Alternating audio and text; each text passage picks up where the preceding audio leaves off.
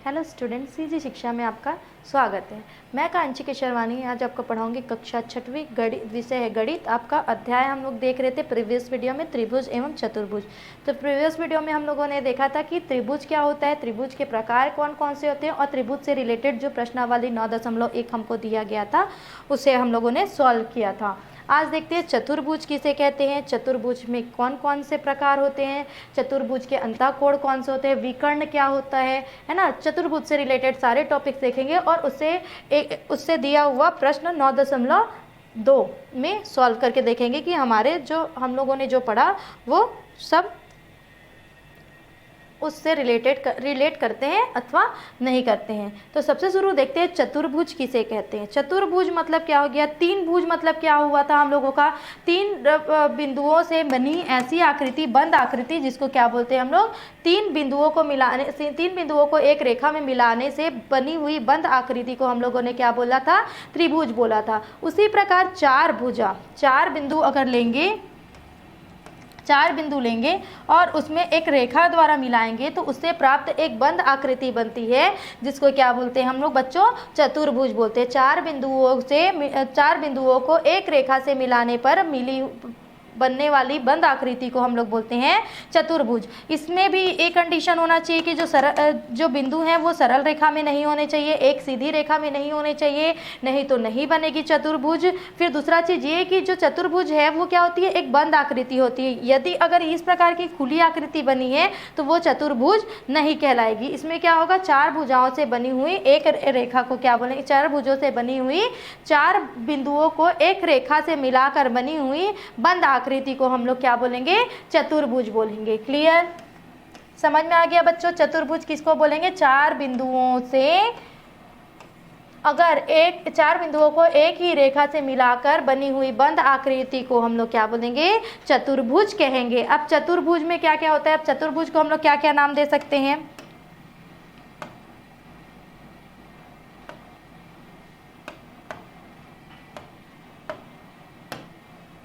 देखो ये हो गया एक, ये हुआ, ये हो गया, ये हो गया, ठीक है, ये जुड़ गया, ये जुड़ गया,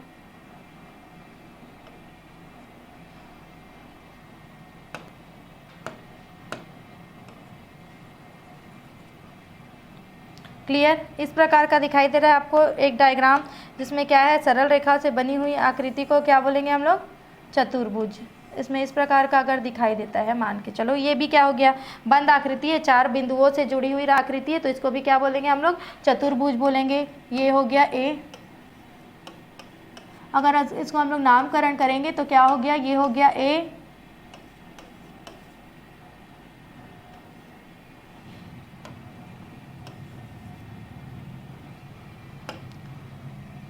ये हो गया आपका बी, ये हो गया आपका सी और डी। तो जब दो बिंदु, जहाँ पे दो बिंदु मिलते हैं, जैसे कि ये ए है जो वो बी और सी दोनों को मिलाता है, तो जो शीर्ष बिंदु होगा उसको क्या बोलेंगे, शीर्ष बोलेंगे। क्या बोलेंगे उसको, शीर्ष बोलेंगे। बाकी को क्या बोलेंगे, जैसे इसको बोलेंगे शीर्ष, ठीक है। जहाँ पे दो बिंदुएं आपस में मिलती है उसको बोलेंगे हम लोग शीर्ष। क्या बोलेंगे, शीर्ष।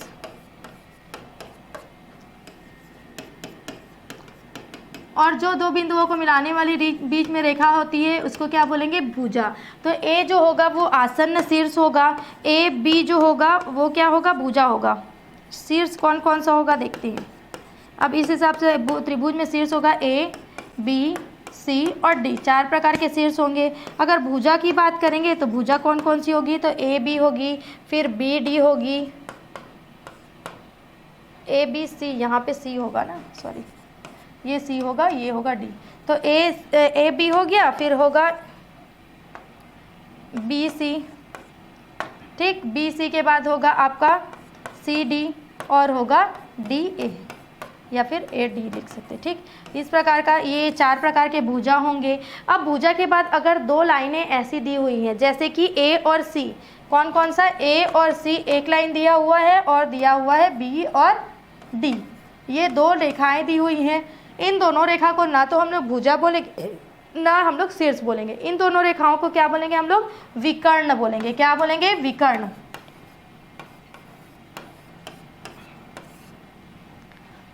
जो आंतरिक बिंदुओं को, मतलब जो चतुर्भुज बनने के बाद जो अंतःकोण में मिलने वाले जो अलग अलग दो रेखाएं होंगी उनको क्या बोलेंगे? विकर्ण। तो चतुर्भुज में कितने विकर्ण पाए जाते हैं बच्चों? तो 2 विकर्ण पाए जाते हैं। चतुर्भुज में कितने विकर्ण पाए जाते हैं? 2 विकर्ण पाए जाते हैं। ठीक है, अब चतुर्भुज में कोण कितने होते हैं देखेंगे हम लोग। तो चतुर्भुज में कितने कोण होंगे देखेंगे। तो कोण किसको बोलते हैं? जहाँ पे 2 रेखा आपस में मिलता है। तो एक कोण क्या हो गया? कोण AB और C, एक कोण हो गया। फिर दूसरा कोण देखेंगे तो BC और D, कोण BC और D। फिर कितना हो गया?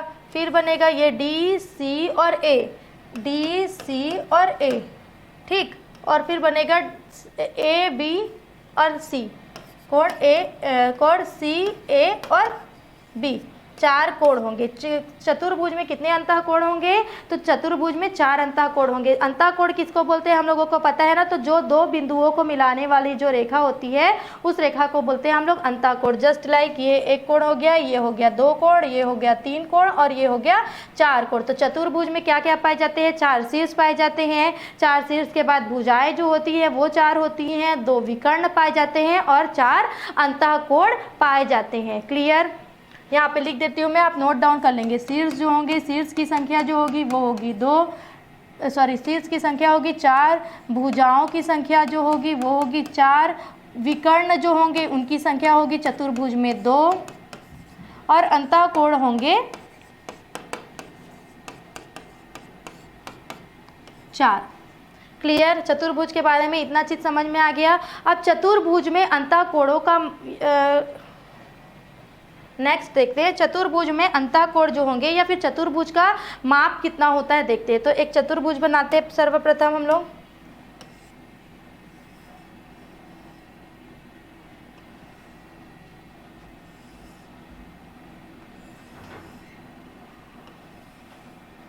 ये बन गया चतुर्भुज, ठीक है। ये हो गया A, ये हो गया B, ये हो गया C, ये हो गया D।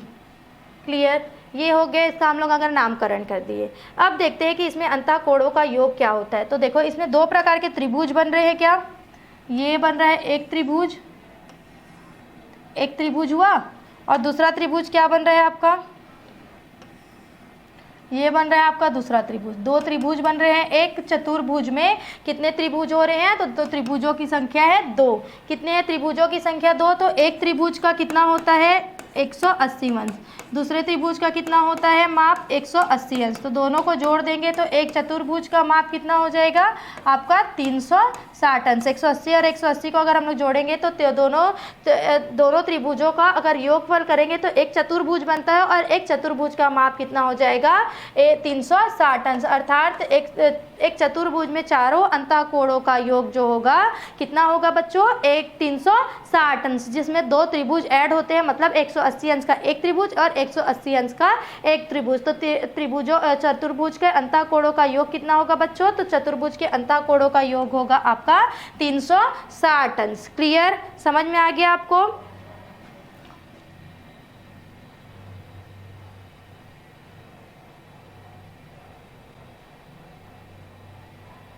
अब देखते हैं चतुर्भुज के प्रकार। चतुर्भुज कितने प्रकार का होता है? तो इसमें देखो पहले देखते हैं कि संलग्न भुजा और सम्मुख भुजा किसको बोलते हैं। ठीक है, भुजा के अगर देखेंगे भुजा तो 2 प्रकार के होंगे, संलग्न भुजा और संलग्न भुजा और सम्मुख भुजा।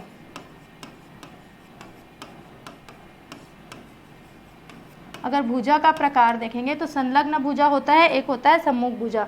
तो सम्मुख भुजा क्या हो गया? ए भी एक भुजा है।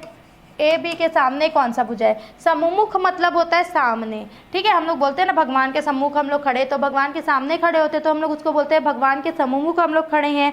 ठीक है, तो इसमें क्या देखेंगे? अगर ए बी, जैसे कि ए बी एक भुजा है और डी सी क्या है? डी सी है ना, डी सी एक भुजा है और दोनों भुजाएं क्या है? आपस में बराबर है और एक दूसरे के सामने हैं, तो उसको क्या बोलेंगे? सम्मुख भुजा बोलेंगे। क्या बोलेंगे? सम्मुख भुजा। ठीक, अब इसमें एक और चीज़ देखते हैं, संलग्न भुजा। ये है एक भुजा है ए बी, ठीक है, एक भुजा है ए बी, ठीक, और एक भुजा है बी सी। तो ये दोनों एक पॉइंट पे बी पे मिले हुए हैं, बी पे जुड़े हुए हैं, देखो दोनों में बी है, तो इसको हम लोग बोलेंगे संलग्न भुजा। क्या बोलेंगे इसको हम लोग? संलग्न भुजा। क्या बोलेंगे इसको? संलग्न भुजा। जो दो भुजाओं को जहाँ पे दो भुजाएं जहाँ पे आपस में जुड़ती है उसको बोलेंगे संलग्न भुजा, और जो एक भुजा के सामने अगर दूसरी भुजा स्थित है तो उस भुजा को हम लोग बोलेंगे सम्मुख भुजा। क्लियर? आई होप आपको इतना चीज़ क्लियर हो गया होगा। चतुर्भुज किसको बोलते हैं? चतुर्भुज में शीर्ष की संख्या कितनी होती है? तो 4। चतुर्भुज में भुजाओं की संख्या कितनी होती है? तो 4। चतुर्भुज में विकर्ण कितने होते हैं? तो 2। और चतुर्भुज में अंतःकोणों का संख्या होता है 4। चतुर्भुज के अंतःकोणों का योग कितना होता है? तो 360 अंश। और अगर चतुर्भुज के दो भुजा की बात करेंगे तो संलग्न भुजा किसको बोलते हैं? जहाँ पे दो भुजाएं आपस में मिलती है उसको संलग्न भुजा कहते हैं। और सम्मुख भुजा किसको बोलते हैं? तो जहाँ पे जो भुजा के सामने दूसरी वाली जो भुजा होती है उसके सम्मुख जो भुजा होती है, सामने में जो भुजा होती है उसको बोलते हैं सम्मुख भुजा। ये हो गया चतुर्भुज के बारे में इतना। अब देखते हैं चतुर्भुज के प्रकार। नेक्स्ट टॉपिक है हमारा चतुर्भुज के प्रकार।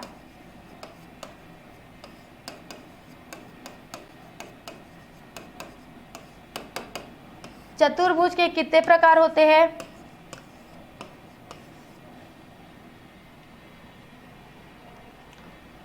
समचतुर्भुज,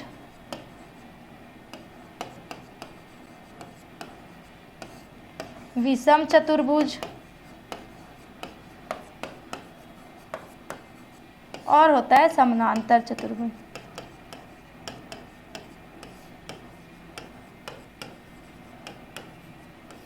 ठीक, 3 प्रकार के चतुर्भुज होते हैं। क्लियर? अब 3 प्रकार के चतुर्भुज को हम लोग डील करेंगे।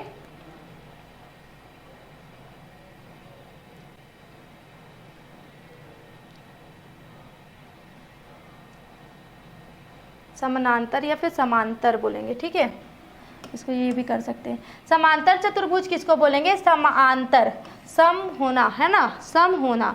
तो समांतर चतुर्भुज किसको बोलेंगे? जिसके सामने की भुजा समान हो। मतलब अगर ये वाली भुजा है और ये वाली भुजा है, या फिर ये वाली जो भुजा है और ये वाली भुजा है, दोनों क्या है? आपस में एक दूसरे के समानांतर है, सामने में है ना। तो ये जो दोनों भुजाएं हैं, सामने वाली भुजा मतलब जो भुजा है अगर उसके सामने वाली भुजा उसी माप की होती है तो उसको बोलते हैं हम लोग समानांतर चतुर्भुज, ठीक है। और प्रत्येक जो समानांतर चतुर्भुज होता है उसके प्रत्येक कोण का मान कितना होता है? 90 अंश का होता है। कितने का होता है? 90 अंश का। और इसको क्या बोलेंगे? अगर इसको जो 90 अंश का भुजा जो होता है, इस प्रकार के कोण समानांतर चतुर्भुज को क्या बोलेंगे? आयत भी बोलेंगे।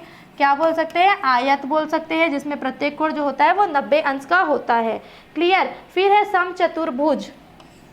समचतुर्भुज का मतलब क्या हो गया कि जिसके चारों भुजा, मतलब ये वाली भुजा, ये वाली भुजा, ये वाली भुजा और ये वाली भुजा, चारों भुजा क्या हैं? आपस में बराबर हैं, ठीक है। चारों भुजा, नाम से स्पष्ट है कि चारों भुजा जहाँ पे आपस में बराबर होते हैं उसको बोलते हैं हम लोग समचतुर्भुज। और इसका जो प्रत्येक कोण होता है उसका जो माप होता है वो बराबर होता है आपस में, ये भी 90 अंश का होता है। तो समचतुर्भुज के प्रत्येक कोण जो 90 अंश के होते हैं उनको क्या बोलेंगे हम लोग? वर्ग बोलेंगे। क्या बोलते हैं? वर्ग।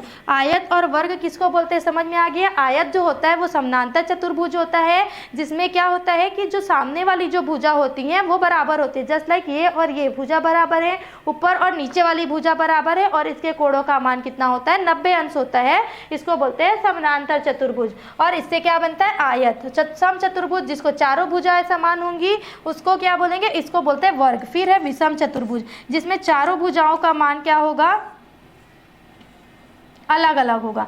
चारों भुजाओं का मान अलग अलग होगा, उसको बोलेंगे विषम चतुर्भुज। क्लियर? तीनों हो गया। चतुर्भुज के प्रकार समझ में आ गया कि चतुर्भुज किसको बोलते हैं?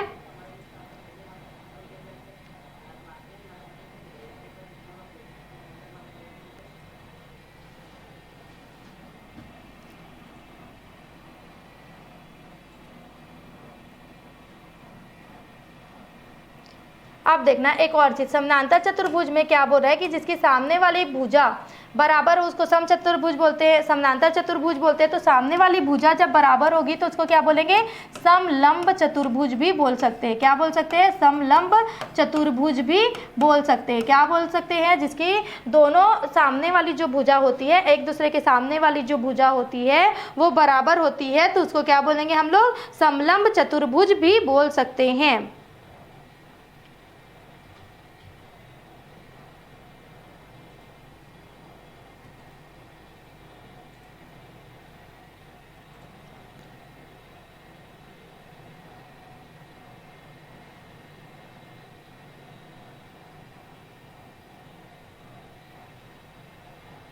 आई होप आपको ये सारी चीज़ें जो हैं वो क्लियर हो गई होंगी।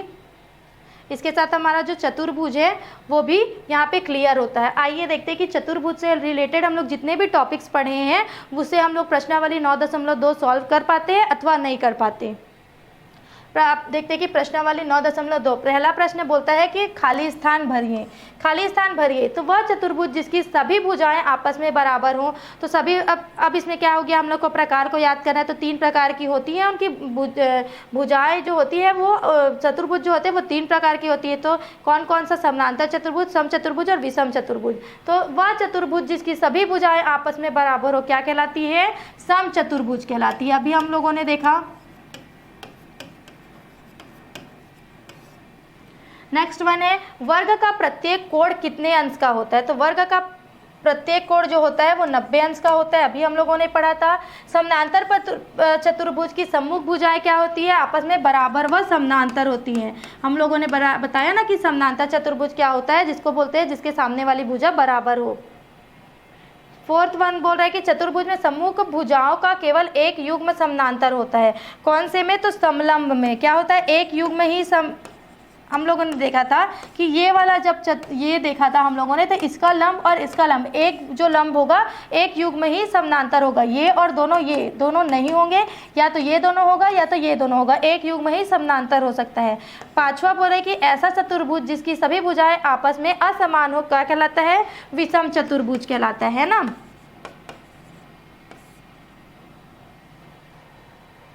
फिर है प्रश्न क्रमांक 2, सत्य और असत्य कथन को छांटिए। समलंब चतुर्भुज का प्रत्येक कोण कितने अंश का होता है, 90 अंश का। तो सत्य अथवा असत्य, तो इसमें एक युग्म बराबर होता है, तो प्रत्येक कोण 90 अंश का नहीं हो सकता ना, तो ये क्या होगा, असत्य। प्रत्येक आयत एक वर्ग होता है, तो क्या ये आयत जो होगा वो वर्ग होगा, तो ये क्या हो जाएगा, असत्य। आयत की सम्मुख भुजाएं बराबर होती है, ये आयत है इसकी और ये दोनों बराबर हैं बोल रहे हैं, तो क्या होगा, सत्य।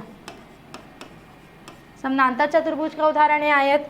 सम चतुर्भुज का प्रत्येक कोण सदैव समकोण होता है, नहीं हो सकता, ये हो गया असत्य। फिर नेक्स्ट है, कबड्डी का मैदान एक आयताकार मैदान होता है। तो हाँ, अगर हम लोग चतुर्भुज का उदाहरण देखते हैं, चतुर्भुज के उदाहरण में आप लोग क्या देखेंगे, कॉपी, पुस्तक, आपका ब्लैक बोर्ड, आपका कबड्डी का मैदान, है ना, ये सब क्या हो जाएंगे, चतुर्भुज के उदाहरण होते हैं। और कबड्डी का जो मैदान होता है वो आयताकार होता है, ये हो गया आपका सत्य। इसी के साथ हम लोग का प्रश्नावली 9.2 कंप्लीट होता है। और आई होप आपको त्रिभुज और त्रिभुज से रिलेटेड जो क्वेश्चन है प्रश्नावली 9.1 में, चतुर्भुज और चतुर्भुज से रिलेटेड क्वेश्चन है जो आपके प्रश्नावली 9.2 में कंप्लीट होते हैं और क्लियर होते हैं। इसी के साथ सीजी शिक्षा में जुड़े रहिए नेक्स्ट लेसन के लिए। धन्यवाद।